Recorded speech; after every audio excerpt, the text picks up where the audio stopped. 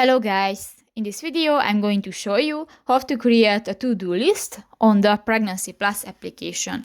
But first of all, I just want to mention, please don't forget to subscribe to our channel, because at 100,000 subscribers we are going to show you our YouTube revenue statistics and growth strategy how to make money online.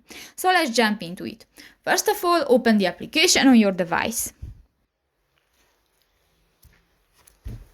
New, click to the Me button next to the baby icon at the lower bar on the screen and click to the last option, the To Do.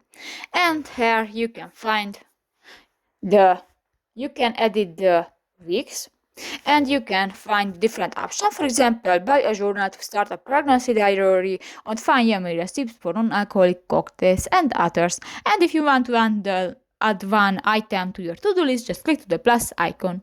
And if you want to remove, click to the minus and done. So that's pretty much it for this video, guys. See you in the next one. Bye bye.